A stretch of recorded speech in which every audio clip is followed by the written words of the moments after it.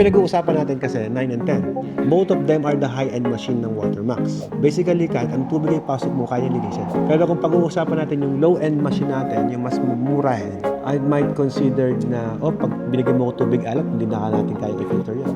Yan, 10, kahit tubig alat, kaya na linisin. Paano na tayo makakapag-promote ng healthy drinking water nowadays? Mahirap. That is the reason why I push this package 10. If you want to maging healthy, then let's add alkaline. Choosing a package 10 with the hubes is the best decision you have. You have to consider that. 200,000 ang liit niyan compare sa savings mo after 6 months. Usually, ang mga cold areas, akala mo hindi gumagamit ng yelo. Palagay mo, saan kumukuha ng pampalamig sa isda? Yung mga palengke. Hindi naman yung climate eh. Yes. Well, this business, ito yung mga negosyo hindi mo pwedeng i-AI. Every business na nag-o-offer ng services, hindi mo mawala yan. So if you install the water station nowadays, laundry, yellow, hindi mo pwedeng gamitan ng AI yan.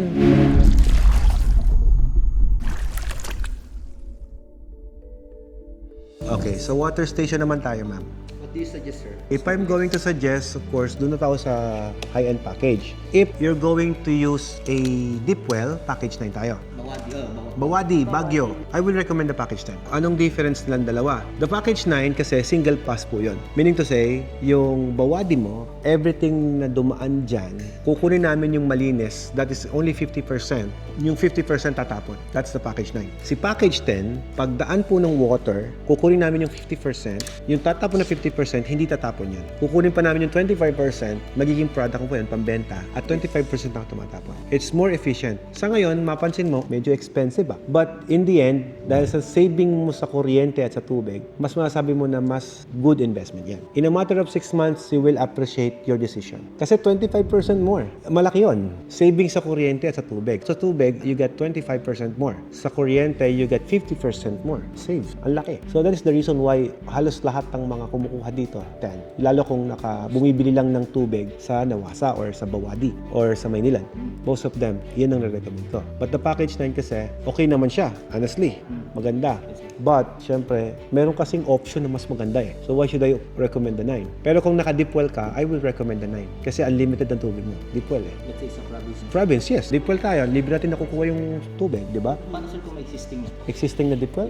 9, yes, okay. Ang pinag-uusapan natin kasi 9 and 10. Both of them are the high-end machine ng Watermax. Basically, kahit ang tubig ay pasok mo, kaya linisin. Pero kung pag-uusapan natin yung low-end machine natin, yung mas murahin, I might consider na, pag binigyan mo ko tubig alat, hindi na natin kaya i-filter yun. Yan, 10, kahit tubig alat, kaya na linisin. So, hindi ako nag-worry about do sa water supply. Any water supply na gamitin mo, pwede. Kasi high-end. Pero yung low-end, syempre, kapag kapangit ang water source, nagmamatter yun. Pwedeng hindi siya gumana, gagana siya, pero hindi ko makuha yung quality na gusto ko. pH is a potential hydrogen lang. Kapag purified water ang pinag-uusapan natin, that is purified water, it's a reverse osmosis. When we are talking about the reverse osmosis, magkakaiba po kasi ng topic. We are marketing the clean water here, the purity of water. pH level comes from the alkalinity. So kapag may alkaline ka na pinopromote, so pH ang pag-uusapan natin. But this one, hindi po siya ganun kataas ang potential hydrogen. The pH level is only 6.5.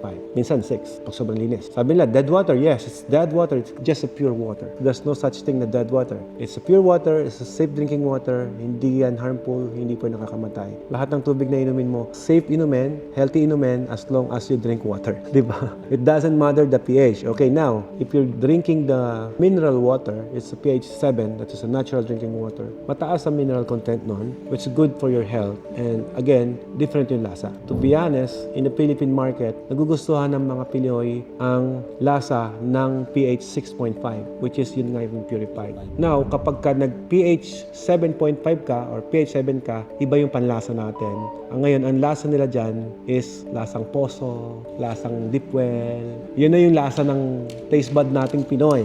Basically, ma'am, alam ko, nag-abroad ka, ma'am, di ba? Nakabili ka ng Evian water, water from glacier, that is the same tasting alkaline. Pero, ma'am, I'll be honest with you, hindi masarap ang lasa, right? Kahit mahal, hindi masarap ang lasa. Ayaw ng mga Pinoy yung lasa. Ngayon, kung ibebenta mo na ganun ang lasa, ito yung tubig ko, lasang Evian, they don't like that. Hindi ka makakabenta. Kahit anong galing mong mag-market, kahit anong galing mong mag-sales talk, kahit sabi mo, ito binibenta ko, Evian water. Prove them. Ang pangit ng lasa. maalat-alat na hindi mo mawari. Pumunta ka sa mga water refilling station na mahihina at malalakas. Tignan mo, yung mga tubig nila hindi masarap. The main edge natin sa business na to, kung gusto mo ng advantage sa negosyong to, dapat ang tubig mo masarap. Dapat ang tubig mo hindi lang masarap, gusto ng tao yung lasa. And like as I see, naubos nyo yung tubig ko eh. Ibig sabihin, gusto nyo yung lasa. Tama. Kasi kung di nyo masarap yan, hindi yan maubos. The taste of the purified water is this. Now, if you like this, if you want to do business like that, ganyan ang gawin natin. Now, ooperan kita ng alkaline, the pH level na meron tayo na available naman sa market. Kung hindi bebenta, patay tayo dyan. Magkaiba ng approach sir eh. I'm not saying na pangit yung alkaline. I'm not saying na pangit yung mineral. Actually, personally, I like that. I know the reason. Why should I need alkaline? Why should I need to drink purified or alkaline? Purified water, sa Japan, they called it linta. Any mineral sa katawan mo, ina-absorb ng tubig na yan. Kaya pag inom mong ganon, dehydrated ka ulit. But in business, the more you consume, the more you sell. That's the logic. Now, kung yung alkaline mo, hindi na iniinom, ano ka makakabenta ulit? Sa alkaline water, ang approach po kasi dyan, healthy water po yan. It's a different approach. Purified water, yung tubig namin malinis, masarap inumin. Which is Filipino likes masarap inumin. Wala silang pakialam kung healthy or hindi. Etong alkaline, mahal. Yes, hindi masarap inumin. Iba lasa. Yeah. Pero healthy. Ang customer mo masa, they don't understand that. Kahit ano sabihin mo, ano ba yung tubig mo, lasang poso eh. Lasang may alat-alat ng konti. Lasang about the ibyan. benefits. Lasang PG. Hindi natin kayang i-lecture lahat. Even sa vlog ko, sinasabi ko naman yan. O, ganito kasi lasa. But it's healthy. Pero you cannot please everybody na, anak ko nga, di mainom. Eh, ang problema natin ito, sa pamilyang Pilipino, pag anak na yung nagreklamo, damay na si tatay, damay na si nanay.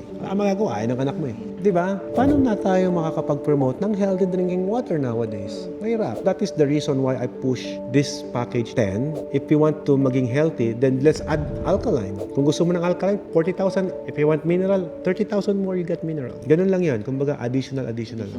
Yes. What refilling nyo, merong terms of payment. Ang laundry, you don't have, right? I'll be honest. Meron ako limited slot. It's a 15 units, right? Na available for installment here. The Hebs. Siyempre, maganda kaya pautang ko for installment. I could do that. Okay, balik tayo sa laundry. Sometimes you just need to close your eyes and think, sabihin mo, this is the top of the line. Kasi Habs is Germany. Same with the Speed Queen. I have only 15 slots and I cannot commit that to you unless bayaran mo siya. Ang sabi ko sa'yo, walang mahal dito. Sulit. Yan po ang binili dito na wala kaming naging problema. Kasi same kami ng prinsipyo ng company na yan eh. Make it simple. Watermax is simple. Sa mga water station machine kasi, ala kaming pressure dyan kasi kaming gumagawa niyan. Ito po just want you to heads up, no? Kasi baka sabihin nyo, Alfred, ba't di ka nag-i-stock? May puhunan ka naman. Pag binili ko po itong LG right away, yung warranty period ko sa kanila tumatakbo. Wala akong habol sa kanila. If dinisplay ko yung machine dyan for 1 year, kapag nasira, wala akong habol. Kapag nag-order ka sa akin, fresh order po yun. Ibig sabihin, yung mga barcodes noon, pag in-scan yun, dito, binili ni Alfred, in-install dito sa Baguio, fresh po siya, may warranty. Ngayon, hindi naman kayo nga habol kay LG Philippines, ako eh. Kasi akong distributor. Ako yung attorney mo doon. Ngayon, kung may problema, may isa ako ditong unit, baklasin ko yung pyesa niyan, ma-troubleshoot ko lang yan, maayos ko lang yan, para hindi mag-stop operation mo. Habang iniintay ko, yung spare part ko kay LG. Ganun ako magtrabaho eh. Ayoko nang pag-iintayin ko kayo kasi negosyo to. And something na hindi naiintindihan ng ibang company. Kumbaga, I need to protect the company and I'll also need to protect you as my client. Sabi nga ng ibang follower ko, Alfred, paano mo napaplano? How do you design the flood water system? Kasi ako yung unang gumawa sa Pilipinas noon. Simple lang. Always do a charity work. I always do to some places na kulang sa tubig. So pag nakita ko na kulang pala sa tubig, kailangan ko na may portable ako na ganito. Even yung ginawa namin sa 75th Engineering Brigade, yung mga bagpak ng ganyan, water treatment pambag. Kahit sa ang swamp ka kumuha ng tubig, mapipiltered, may inom mo. Makaka-survive siya. Very tactical, boss eh. Saan ba nangyayari palagi ang bakbakan ng mga rebelde at mga sundalo? We don't like that. But saan ba nangyayari ang bakbakan nun? Sa water source. Kasi doon sila kumukuha ng tubig eh. Now, if you have your own potable water system, hindi mo kailangan pumila doon. You need a 1 battalion just to get water. Lamang ka, meron kang water system eh. Sila wala. Yeah. Technology always win. Sample ko lang. Kasi advisory council ako ng Philippine Army. On a business side, boss, Alfred, nakita mo yung trailer doon na may lamang parang pan-dialysis machine. It's a water system na kapag may bagyo tayo, yun yung ginagamit ko pang higop ng tubig sa baha. And naiisip ko lang yun kasi nakikita ko yung pangailangan eh. And I invented, na-design ko po yan during bagyo ng Ulysses. Anyway, sideway ko lang yun. The innovation of Watermax is tuloy-tuloy. As long as ako, I'm doing my job, I'm doing my observation, it won't end. At least you're in the right company. Yes. Choosing Buying a package 10 with the Hubes is the best decision you have. You have to consider that. 200,000 ang liit niyan compare sa savings mo after 6 months. Hindi mo pwedeng i-life hacks yan, ma'am. Hindi mo pwedeng nakawin ang tubig ng bawadi.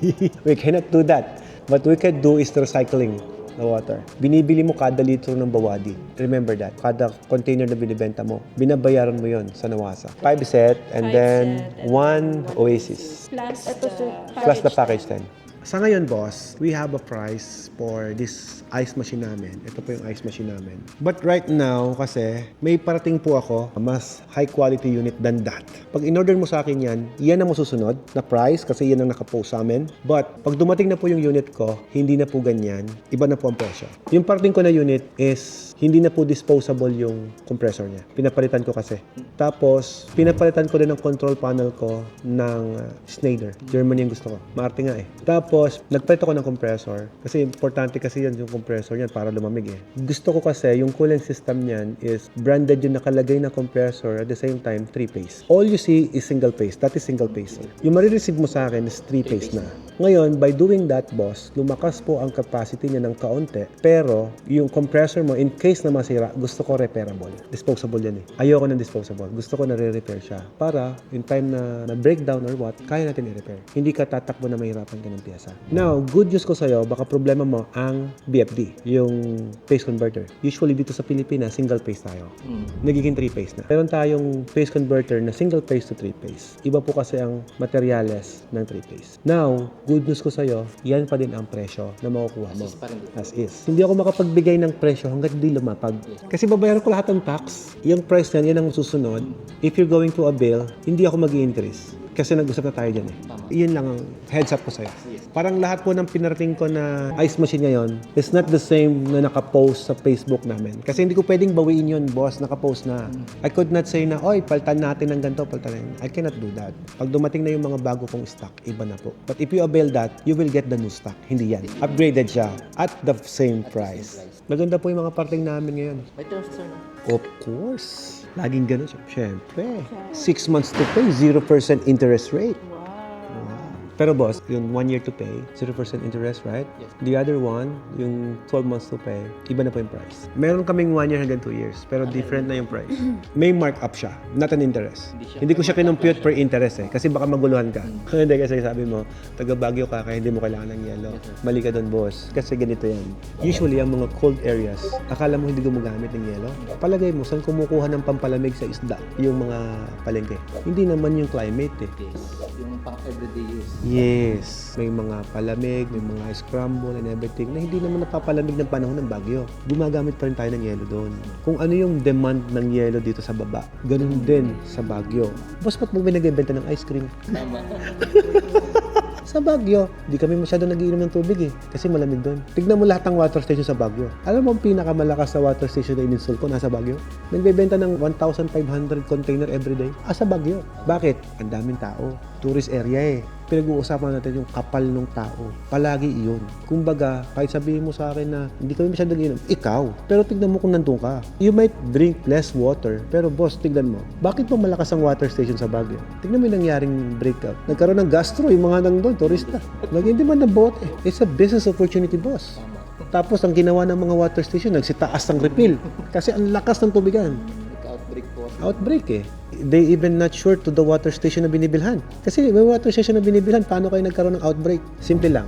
When you're going to buy a property, buy it on the place kung saan mayroong nangyaring trahedya. Nagkaroon ng flood, lumubog ang Marikina, bentahan ng mga murang property. Negosyante ka mag-isip, may pera ka, bili. Ngayon, tingnan mo kung magkano ang presyo nila. Aba, triple na. Ayos na yung flood eh. Alam BGC, may flood control sila.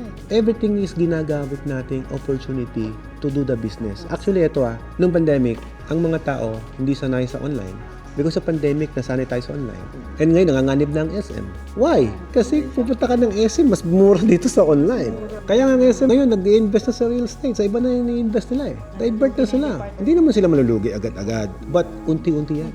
Pero nakikita mo yung mga negosyo na nanganib na yun eh. Dito nakarang araw, yung pinakamalakas nagbenta sa Raon ng mga power tools. Ngayon, sabi na Sir Alfred, we want to do a business like you. Bakit? Kasi humihina na po yung negosyo namin. Why? Kasi po, ngayon, online na po. Yung barena, grinder, chainsaw, lahat po na binibenta namin nasa online na eh. Ikaw, pupunta ka pa ng Raon para bumili? I don't think so. Kaya sila, nagda-divert na rin sila ng ibang business. Sir Alfred, gusto ko magnegosyo ng yelo. Gusto ko magnegosyo.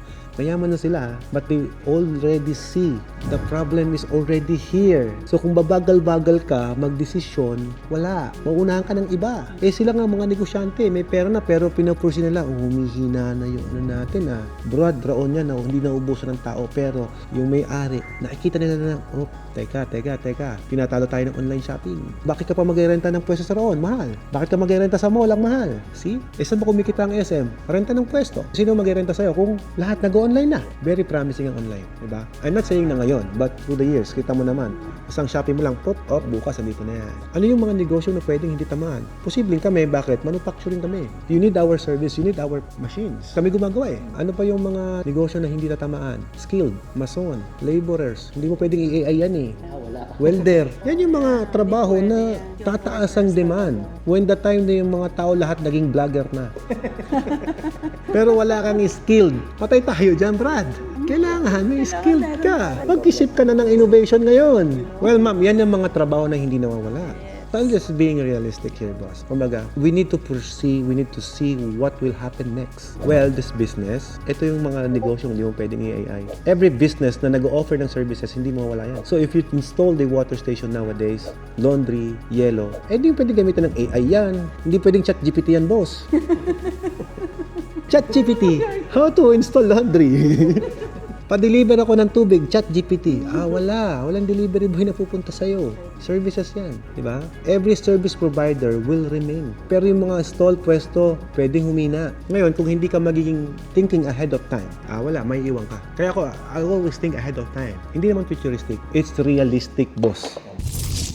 Ang totoo niyan, dapat talaga lahat ng tinatayo niyong bahay, may water system. Dapat kasama sa plano niyo yan. Kung kasama ang fire extinguisher sa plano ninyo, dapat pati ang water treatment kasama yan. Hindi pwedeng wala. Tignan mo yung mga class na hotel. Kasama sa plano ang water treatment and yung dumping, yung pagtapon ng STP. Kasama yan. Dapat kasama yan. Kumbaga, lahat ngayon, papasama ang water supply. You better include to your contract na palagi kasama.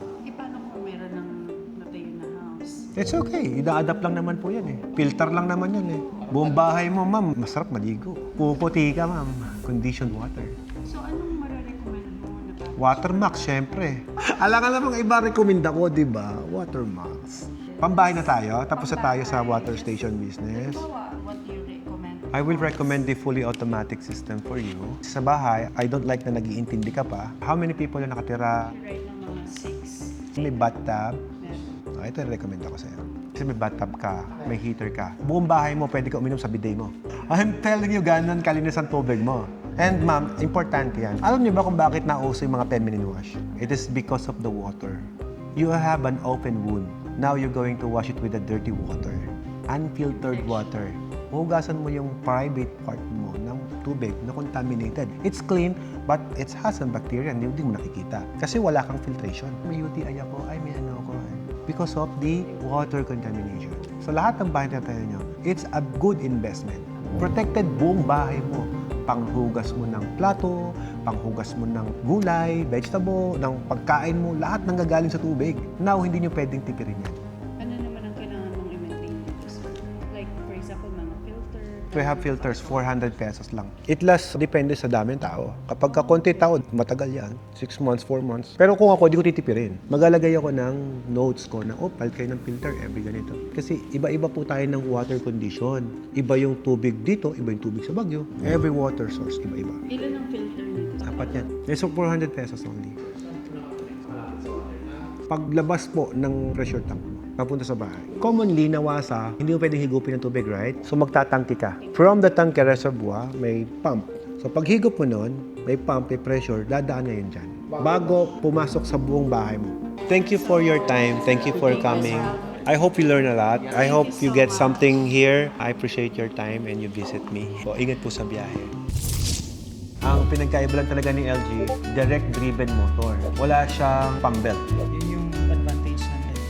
You might say that, you might say not. Akala tapos na yung warranty, tapos na yung transaction. Hindi ganun. Whatever na mangyari, kami pa rin tatawagan mo. Kami ang gagawa. Sa pagkatayo ng negosyo, ganito ang gawin mo. Huwag kang mangungupya. Because you will always be the shadows of the other business.